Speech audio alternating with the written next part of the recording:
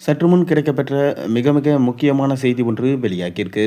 அதாவது அதிமுகவை பார்த்து திமுக தலைவர் ஸ்டாலின் அவர்கள் பயந்து விட்டாராம். பயத்தால் என்னென்னவோ செய்கிறார் ஸ்டாலின். என்ன செய்தாலும் எங்களை தடுக்க முடியாது என எடப்பாடி கூறியிருக்காராம்.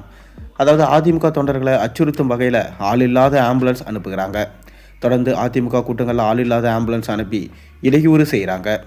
அடுத்த கூட்டத்தில் இது போன்று வந்தால் ஆம்புலன்ஸ் ஓட்டி வருபவரை நாங்கள் நோயாளி ஆக்கி அதே ஆம்புலன்ஸில் அனுப்பிவிடுவோம் என எடப்பாடி பழனிசாமி பேசியது பரபரப்பை ஏற்படுத்தியிருக்கு.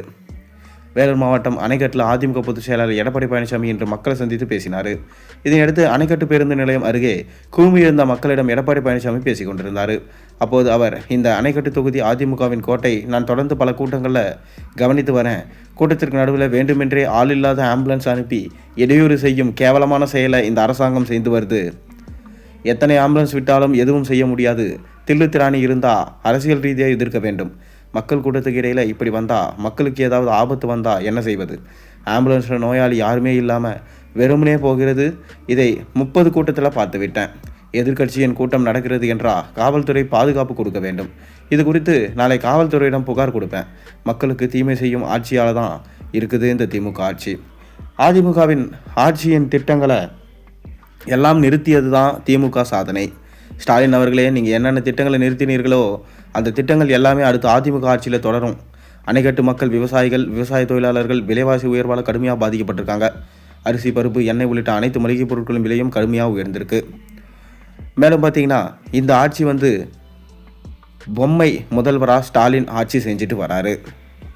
கொரோனா காலத்தில் கூட விலைவாசி உயராமல் பார்த்து கொண்டோம் என்று தொடர்ந்து பேசினார். எடப்பாடி பழனிசாமி அரசு ஊழியர்களுக்கு பழைய ஓய்வூதியம் கொடுப்பதாக அறிவித்து கைவிட்டு விட்டார். தூய்மை பணியாளர்களையும் அம்போவென விட்டுட்டார். ஆக தேர்தல் வந்தால் அழகாய் பேசுவாங்க, ஆட்சிக்கு வந்ததும் மறந்து விடுவாங்க. 100 நாள் வேலை திட்டத்தில் ஒரு பொய்யை பேசி வாக்குறுதியை பெற்று ஆட்சிக்கு வந்த பிறகு 150 நாளாக உயர்த்தலை. அதுக்கு பதிலாக 50 நாள் ஆயிடுச்சு. அவர்களுக்காக சம்பளத்தையே அதிமுக தான் மத்திய அரசிடம் பேசி வாங்கி கொடுத்தது. ஆட்சியில் இருந்தாலும் இல்லாவிட்டாலும் ஏழை மக்களுக்காக குரல் கொடுக்கும் கட்சி அதிமுக. அதிமுக ஆட்சியில் தான் அதிகம் பேருக்கு பட்டா கொடுத்தோம். முதியோர் உதவித்தொகை அதிகமான பேருக்கு கொடுத்ததும் அதிமுக அரசு தான். மகளிருக்கு அம்மா இருசக்கர வாகனத்துக்கு மானியம் கொடுத்தோம். அரசு பள்ளி மாணவர்களுக்கு மருத்துவராக 7.15% உள் இடஒதுக்கீடு கொடுத்தோம். அதன் மூலம் 2818 பேர் இலவசமாக மருத்துவர் படித்தாங்க. ஆனால் இப்போ இப்படியா இருக்குது? நாடே சீர்கெட்டு இருக்குது. இதற்கு நடுவில் வேறு ஆம்புலன்ஸ் அனுப்பி எங்களோட பிரச்சாரத்தை தடுக்க பார்க்குறாங்க. இதுவே ஸ்டாலின் அவர்களுக்கு பயந்ததுக்கான அத்தாட்சியாக நாங்கள் எடுத்துக்கிறோம். கண்டிப்பாக இந்த முறை அதிமுகவே ஆட்சி அமைக்கும் என்று எடப்பாடி பழனிசாமி தொடர்ந்து வலியுறுத்திட்டு வராரு. நீங்கள் என்ன நினைக்கிறீங்க என்ற உங்கள் கருத்தை மறக்காமல் கீழே கமெண்ட்டில் சொல்லுங்கள்.